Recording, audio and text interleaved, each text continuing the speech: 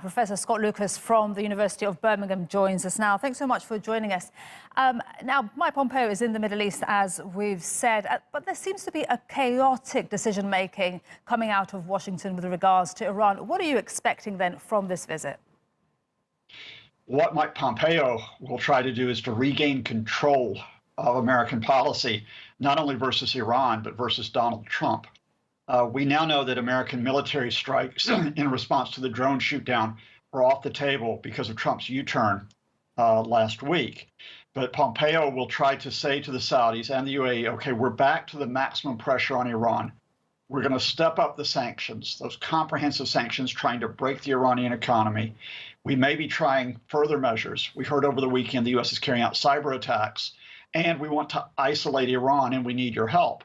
The problem for Pompeo is, will the Saudis and the UAE believe that he has some type of predictable context? Because Donald Trump within 24 hours can say, well, I'd like to meet with the Iranian leadership and be their best friend. Absolutely, as we saw with North Korea, and there seem to be many parallels there. And tell us, do you think Trump's maximum pressure is working on Iran, and is there a clear endgame here?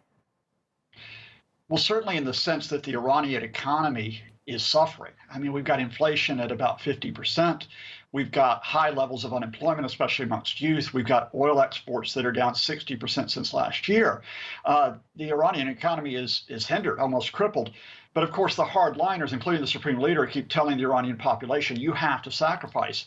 You've got to give up some of what you expect in order to stand up to the U.S. and the Saudis and the UAE and in Israel.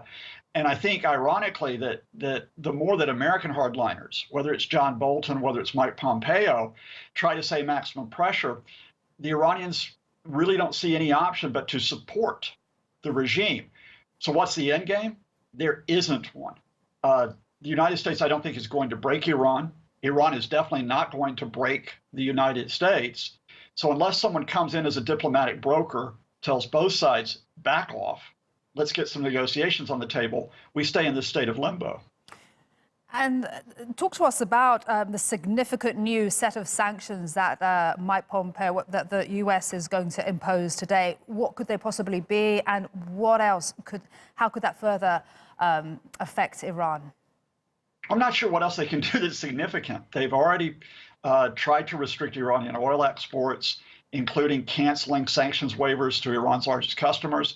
They have imposed sanctions last month on Iran's petrochemical industry. They have put sanctions to prevent Iran carrying out financial transactions.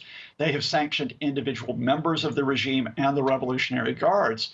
In other words, the maximum pressure is almost at a maximum. The Iranians, in fact, are so confident that they can withstand this. They have rejected mediation in the last 2 weeks from Germany and Japan, and yesterday from the United Kingdom. So maximum pressure only works if you've got a regime that has decided they have to surrender, and Tehran's not at that point yet. Professor Scott Lucas, it's been great to get your perspective. Thanks so much for speaking to us here on TRT World.